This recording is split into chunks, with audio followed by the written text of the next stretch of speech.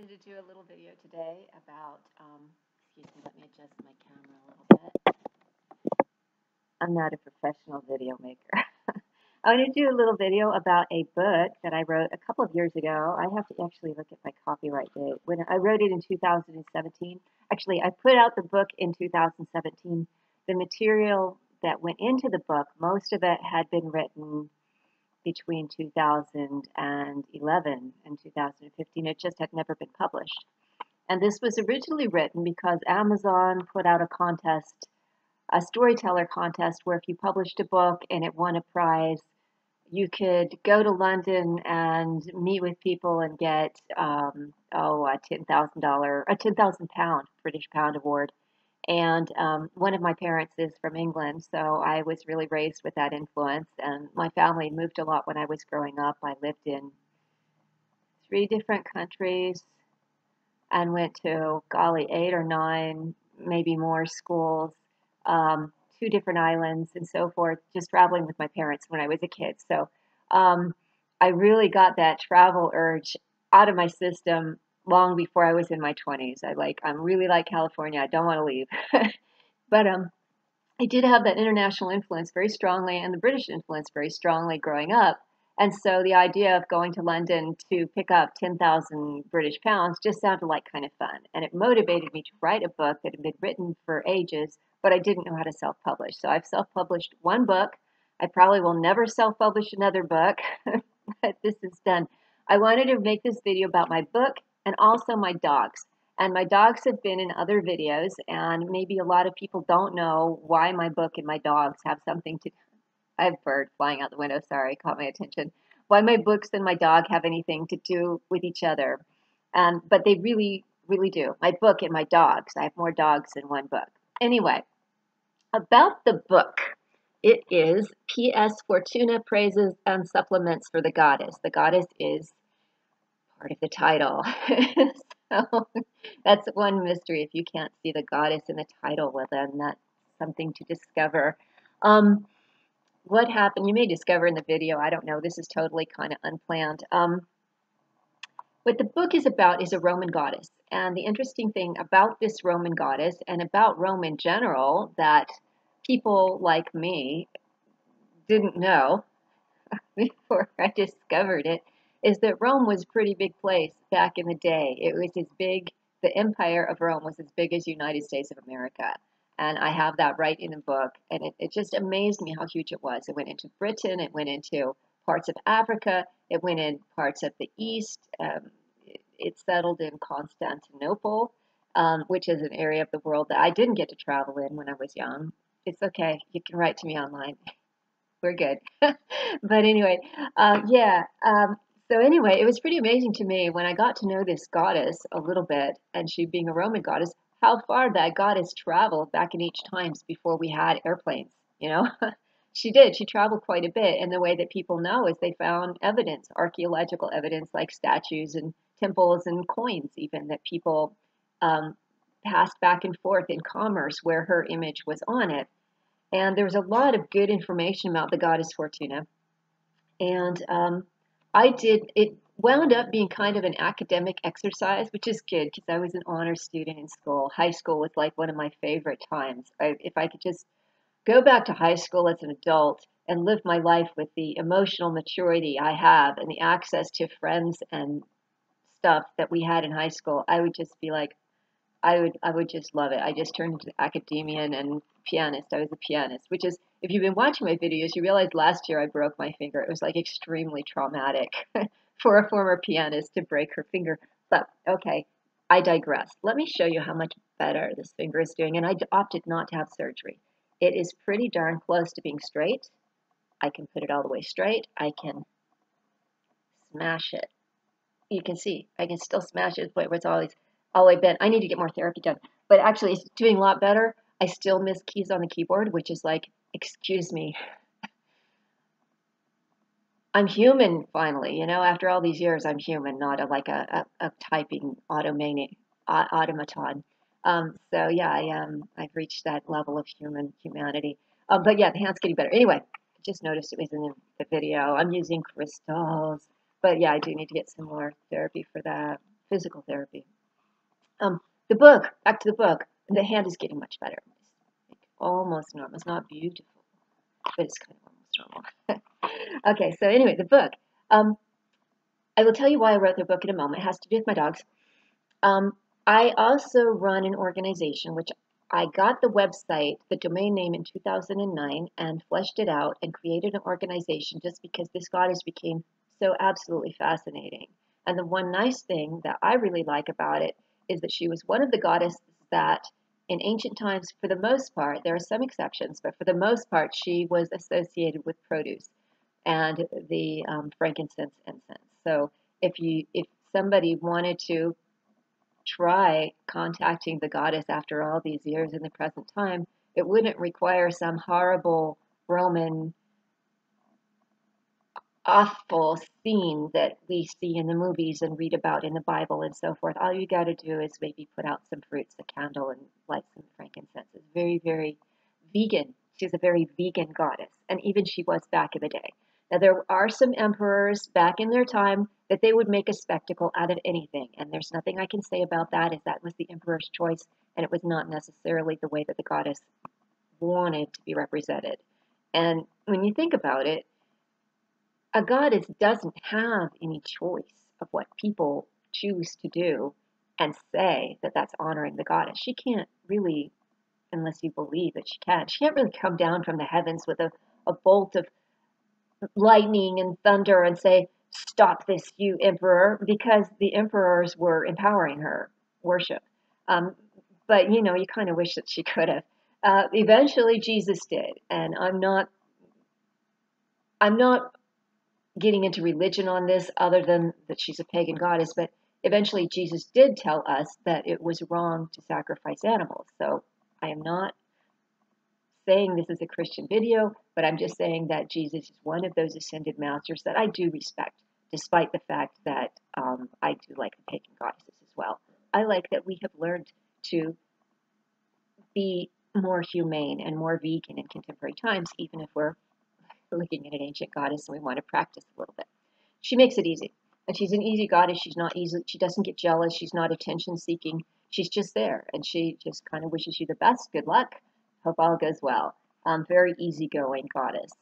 Very accessible goddess. She doesn't have any of these horror stories that you read about in the ancient mythology, such as one example I've used is the Arachne Minerva story, where Minerva was so incensed about Arachne being proud of her accomplishments that she turned her into a spider.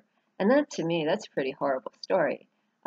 There's a lot of horror stories in ancient mythology, just like there's a lot of horror stories in the Bible as well. And nothing against the Bible, but if you do read it, there's some things that the people did, and it may be allegorical or it may be real, but there are things that we don't do. I mean, people don't do it legally anymore. So there's a lot of things about ancient books that you have to take with a grain of salt, even the Bible. And for those of you who have read the Bible, and I did, I took the time to read it at least once, I found some passages that were absolutely phenomenally inspiring and some other parts that I thought, oh my gosh, how did this wind up in a sacred book? Well, it's the same with the mythology. One is no better than the other. We're humans, and we have good and bad in us. We're all like that. I am too. I've got good and bad in me as well. We all do. Some things you'll like, some things you won't like, and that's just being human. But anyway, the book was written because I had this website that I fleshed out since 2009 and an organization which is now a nonprofit 501c3 tax exempt. So if you want a tax exempt donation, at the time of this recording, I don't know what's going to happen in the future, but at the time of this recording, and you live in the USA and you want a tax deductible donation, you may want to take a look into the temple, talk to your tax authority, and see if making a donation would work for you. That's not the biggest reason why to donate. I would suggest that you donate because you want to and it's in your heart, but you know, it's tax exempt. So anyway, it doesn't make me a lot of money. It was a lot of work to put it up, and it was a labor of love, which I'll get into later. But anyway, it exists. It's been in existence since 2009. It's online. It's templeoffortuna.com. I don't own it. You don't own nonprofits, but I'm CEO and I have a little board of directors when I can get them together that we meet once a year. And that's about it. I have a social networking group. I'll post interesting stuff that comes through my email once a week. Every once in a while, I'll put something that I come up with up there, but I'm mostly just a messenger. I give the message of what other people are doing that like the pagan stuff. That, like I said, comes into my inbox. Okay, the book was written because after I got this website up and I had a lot of help, and I deeply, deeply, deeply thank all the people that assisted me because I had a blog talk radio show, which eventually got downloaded before they changed their protocol. And I created podcasts and put them on the website um, without the blog talk radio logo on them. Just because I felt like that people needed to be able to get to the podcast directly through the website without having to be filtering through advertising that had nothing to do with the organization and for which the organization didn't make any money over on the radio station. That all supported the radio station network. And I'm not saying that it's good or bad. I'm just saying that people that wanted to just get this information without all of the advertisements, I think had a right to do so. So we did have that available in both places for a while, and then Blog Talk Radio changed their protocol, and we actually, I think that the channel actually got, I can't guarantee that we don't have the channel anymore, but I think that the worship services actually got removed, and some of them got put up onto Podomatic for a while, and then we had website hacking after I made that decision. And I'm just saying that a lot of websites get hacked. And it occurred to me that most of the stuff that's on that website, aside from those beautiful podcasts, and I'm not saying they're beautiful because of my work, I'm saying they're beautiful because a lot of people contributed, a lot of artists, a lot of musicians, a lot of speakers contributed and made something much, much better than I ever could have made on my own. I really, really thank all the people that helped me with those podcasts. Those podcasts are available on the templeoffortuna.com website, and the organization is called templeoffortuna.com, basically to give some respect to the fact that it's a contemporary organization. It's not a Temple of Fortuna from ancient times that people would go, ooh, and ah, what a beautiful physical structure. There is no physical structure. It's just all online. It's all virtual. So it's templeoffortuna.com. And there's podcasts once a week. For every week of the year, there's approximately half hour to an hour long podcast. I was getting some longer ones towards the end, and but it was about an hour long. I tried to make a video series. I don't video very well. I'm just barely learning how to do videos now, and I was extremely tired. So the videos are like, if you want to look at them, they're there, but I don't really advertise it. After the website got hacked, I realized that there were podcasts that I had some backups of, and I think I still have backups of them somewhere. I think one podcast got lost, and my apologies to the contributor for that one. It was nothing personal. It just was one of those things that was a techie thing that I couldn't control. I'm not an IT person. I'm not that kind of an architect. I'm something else. So I do my best to keep up with it, but I'm no expert on it. What I realized that was most of the stuff on that website, even though it was all collected into one place and it took some doing to do that, it was stuff that was available on the web elsewhere at that time. If you Googled Fortuna and were willing to take the time to go around and search for it, trace the path, and find the stuff yourself. But there was a few things that I had, aside from my writing, where I condensed information I gotten in different sources and gave credit to where I gotten it, trying to be academic, but not perfectly. There were 52 or 53 prayers that I had written, and I had written them over a year's time. I'd written once a week. Once a week, I'd write a prayer. Some weeks I was tired and the prayer was not so good.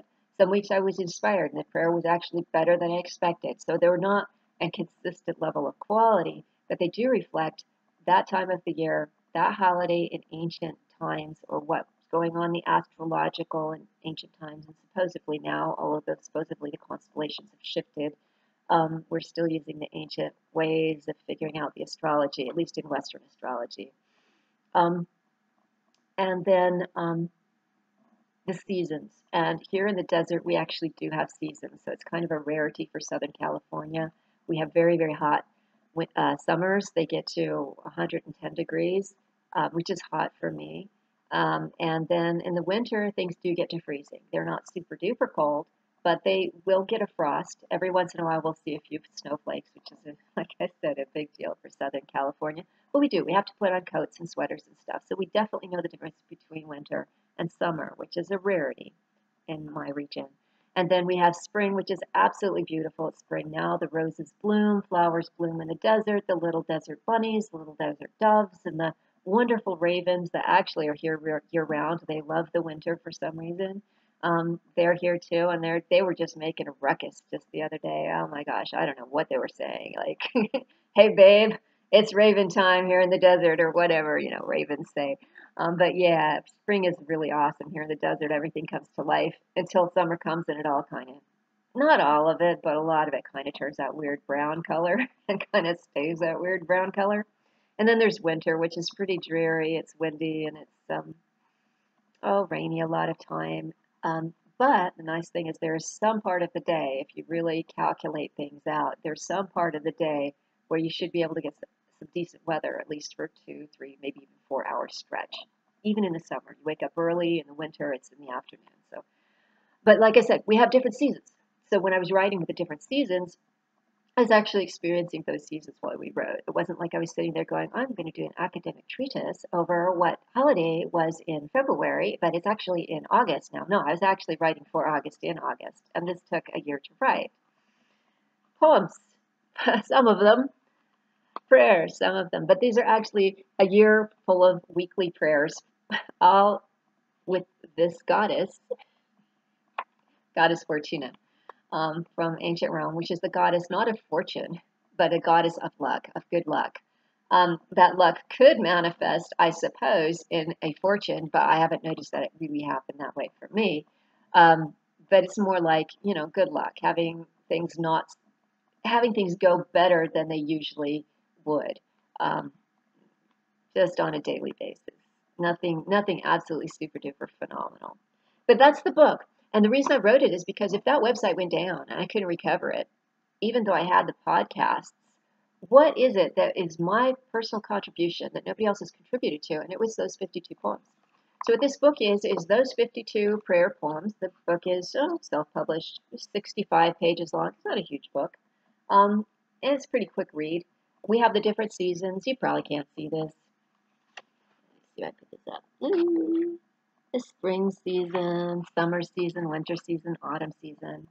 I don't actually have page numbers because that was just too much of an administrative task for me to do. I'm trained in architecture for buildings and stuff. I'm not trained as a professional admin or IT person, so I just can't do it all.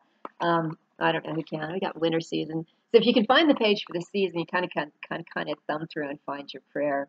And you can follow them through the wheel of the year if you want to do that, starting at wherever point you are. Just count how many weeks you are into that season. Start with that and then just go through the year. And, go along with me through the year with Fortuna. I also have a preface which gives a little bit of information about Fortuna and how she was in ancient times, how I look at her now and stuff. And then an introduction to her holidays in ancient times, the ones that were on the Roman calendar, and the one for City of Rome. She had holidays all over the empire, and actually, if I had grant funding that would last for the rest of my life, I could spend the rest of my life. Excuse me, what's falling asleep? I could spend the rest of my life figuring out where Fortuna went and what her holidays were where. And there could be multi-volumes and everything, but I mean, who would read all that? I feel like that it's nice to have a nice short book, less than 100 pages, with 52 prayers, her holidays in Rome. And if you know some more holidays that should be put in, let me know. I mean, somebody did just that, the Tyche of Constantinople. I think it's in May, and I'm doing this in May. Let me see. Did I remember to put hers in? I did. Somebody told me about May 11th, Tyche, Fortuna, and Ausa, and I don't know if I'm pronouncing this correctly. Tutelary goddess of Constantinople. When Rome fell and moved into Constantinople, they had a tutelary goddess of Tyche Fortuna until they were actually converted to Christianity. So it's originally a pagan city, just like everything else in pre-Christian time.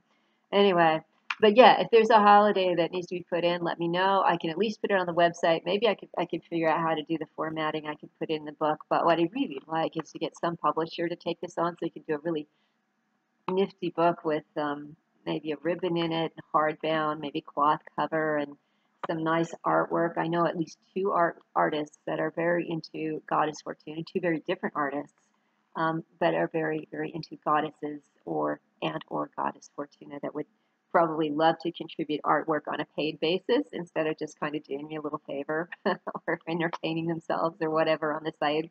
Um, so yeah, so this one book, it's got my writing in it. It's got a history of the goddess. So if you're interested in Roman goddesses and ancient holidays and how they relate to our feelings, our aspirations, life in contemporary times, which amazingly Fortuna does, we still get married. I'm not married right now with no advertisements, but people still get married. People still fall in love. People still have children, babies. People still need to put food on the table. People grow up and go through changes of life from adolescence to adulthood. All the things that she was there for real people in ancient times, we still go through. And if you feel like that you need some extra help, extra support, something a little bit different than what everybody else is saying that you're around, maybe you want to pick up the book, see if maybe she's got some, ancient wisdom that, I mean, even if you only learn one thing that helps you, then the book's not that expensive. I priced it down so anybody can buy it. Um, and I think the Kindle book is only $3, which is about the least they let me put it out for. And I'm honestly saying this is really just to help people out, and because it was a labor of love. So even if you only learn one thing that's extremely helpful for you in the entire book, well, then your money was well spent, right? Um, I'm not expecting not expecting that every single thing in here is going to resonate with you, or even that you like me. That's fine. It's great if you do. If you don't, and you just like my book, then it served its purpose. Like I said, I'm just a messenger. I'm just giving you the information. It's just a little bit of this is my experiences throughout a year, throughout the seasons, and my impressions of what maybe a goddess like this might be saying to humans like you and me. So that's my book. It's on Amazon.com. It's published through Amazon.com. I think some of the other book publishers have picked it up through Amazon.com. And I have two versions. And let me tell you a little bit about the two versions. They're exactly the same inside. The only difference is the more expensive one has this pretty picture of flowers on it. And the reason it's more expensive is that this is my work again, not the flowers. That's the work of the divine. But the planting of the flowers, the selection of the flowers, these are flowers I actually planted in my front yard or my side yard. I'm not sure, one of my yards. And they bloomed one year and looked particularly pretty and kind of casual and natural all at the same time. And it kind of shows the seasons, the seed heads being spent and the flowers coming out. And I just, the brown leaves and the green leaves all together, I thought it really symbolized very well the seasons and the idea of botanicals and growing things. Now, these are not fruiting flowers, these are gazania, which grow really super well, for me anyway, here in the California desert. They're really good drought resistant ground cover and they flower, so how can you lose? But yeah, this is my work. So I charge up this one a little bit more. So if you want the deluxe edition, it's got flowers that I planted and photographed. It's my photograph too on the front cover. The other one is very nice too. It is a photograph that I took of a scene in actually city of Los Angeles where I noticed that there was a park and a kind of a globe feature that to me evoked some of the imagery of Fortuna, kind of just without even anybody intending it. It just happened to be there. It was a photograph of some wonderful structure that somebody had created, designed, and built. Oh, golly, maybe in the 20s or 30s, 1920s or 1930s here in Los Angeles. And that was not my work, it was just my picture. So that one's actually priced down so that any neighborhood kind of person could, in any neighborhood throughout the world, could actually pick that up and know about a goddess that I believe in, whom I believe is very well symbolized through a guardian angel symbol. She appeared as angel in ancient times, so I feel like that she has more of an angelic sort of energy. And the picture being taken in Los Angeles may make it a little bit, I don't know, nice for you. But it was a real park that people live by and so forth. So I priced that down so that anybody at any strata within the neighborhood could pick it up without spending a whole lot of money. That one I think is a purple and yellow color. This one is kind of a pink and black color. But it's just the cover. The cover art is a little bit, cover photography, I should say, is a little different. They're both basically CreateSpace or Amazon.com self-publishing formats for book covers. Okay, so that's about my book. Buy my book, Amazon.com. P.S. Fortuna by E. Sylvia. E period Sylvia is my first and middle names. So why did I write the book? Why did I do this Temple of Fortuna stuff? Well, it's a very interesting thing. And here we are, 25 minutes into it. I don't care. I'm going to upload this anyway. As long as YouTube takes it, you got it. I had a dog that I bought from a breeder. I had never bought a dog from a breeder before. I grew up with dogs in the family, and I had a dog that I got from somebody who was just, selling dogs, that had dogs that were selling them. And that dog passed on at an elderly age, and I was quite upset. And I got my brother and my mom together with me, and we went to a breeder to get the same kind of dog, and I wound up with a slightly different kind of dog. I wound up with what is called a long-haired dachshund. I had a dachshund before, and I didn't know they made glamour kind of dogs, like the fluffy frou-frou kind of dogs. My mom always liked poodles, and I grew up with poodles, so I'm used to the frou-frou little dogs. She had little miniature toy poodles growing up. My mom's like the typical typical blonde trophy wife. Anyway, I grew up with poodles, and so what we found out was there was a kind of dachshund that my mom actually liked, and my brother was cool with it too because he knows mom. But these are long-haired dachshunds, so it's kind of a frou-frou looking dachshund, which the dachshunds are what people call wiener dogs. This is like a frou-frou wiener dog, and they're super, super cute dogs, and they're smart, and they're nice, but they are stubborn, and they do not like to be house trained. So it's been a challenge keeping him this dog that I bought in the house and knowing where he's going to make it to the doggy door and where he's just going to be like, I can't control it. And you can't blame him because they're just such a funny shape and people make fun of them so much. When you think about it, you got to realize it might be very difficult for them to control their house training urges in comparison to dogs that people don't make that much fun of them. So have a little heart for the dachshunds. They are real dogs and they're nice dogs. But anyway, I thought I'd bring out a little picture book. This is a picture of me, and my image was, I was trying to be the blonde trophy wife. That really worked. Anyway, a picture of me with, can you see? My two dachshunds. The one on, the black and tan one is the one that I still have, and the little red one is the one that the Temple of Fortuna is about. Okay, so these are the two little dachshunds, and I got them a long time ago, and the black and tan I still have, and he is an elderly gentleman by this time. And to the best of my knowledge, he is happy, although he sleeps a lot, and he gets around and walks a little bit. And he's been my best buddy for a long, long time. He was with me when I was putting together the website, putting together the poems. He was my best buddy. He would pick runes for me, and just love him, love him, love him. But anyway, he's an October 31st dog because when I went in to the breeder with my brother and my sister, and the breeder heard my story, she says, well, we have Easter dogs and we have Halloween dogs. I said, you know what? I don't feel like Easter. I don't know why I'm picking up a puppy, and I did feel like Easter. I said, just show me the Halloween dogs, because I was really feeling like, you know what, I feel like Halloween. I don't feel like Easter. I feel like Halloween, you know? So she showed me the Halloween dog, and my little black and tan, he's kind of black and orange, the Halloween colors. Oh, man, I fell in love with him. And he's the one I still have. Well, 6 months later, she contacted me, and she told me, you know, I have some 4th of July dogs coming up, because my first dog was born around the 4th of July. I says, cool, count me in. You know, I really like to have two, because that way I have a backup dog, so I never have to go through this I don't have a dog thing and feeling so lost and alone. I'll always have a backup, hopefully.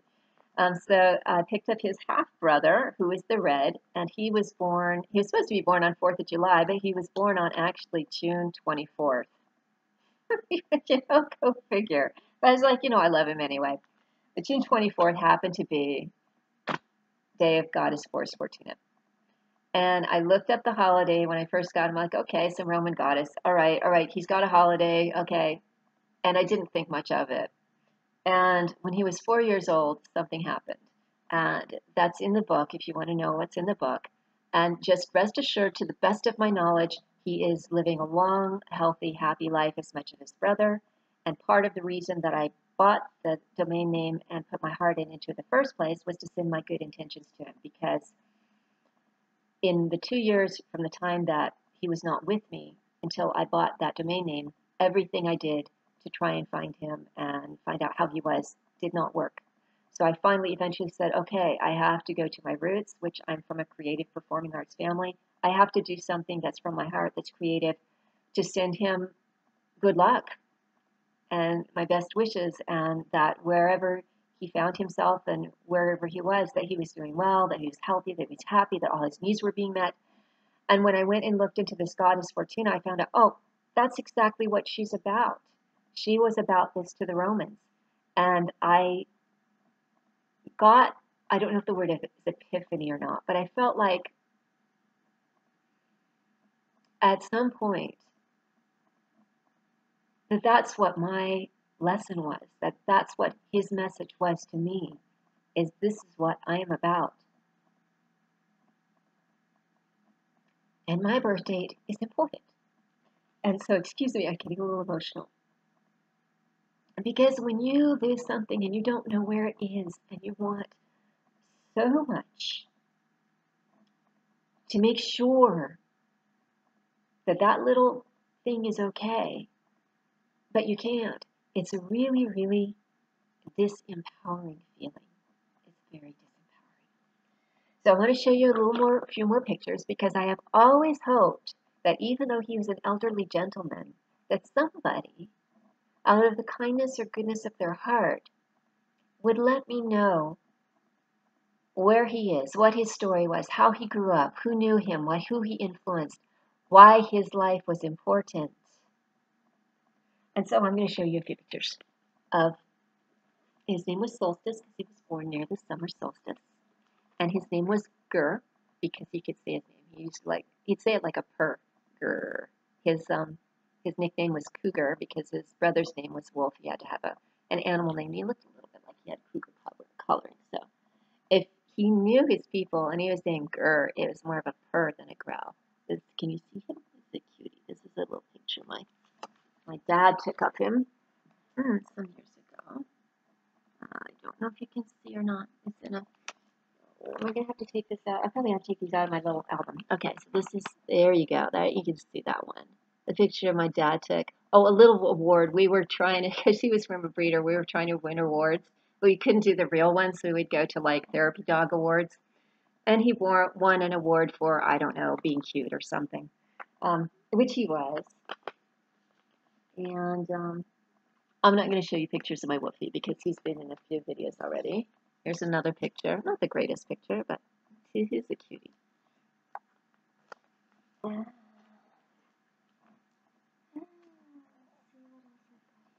Oh, here's a picture with him and his brother with another of the little awards they won. This is him. This is Solstice Gur.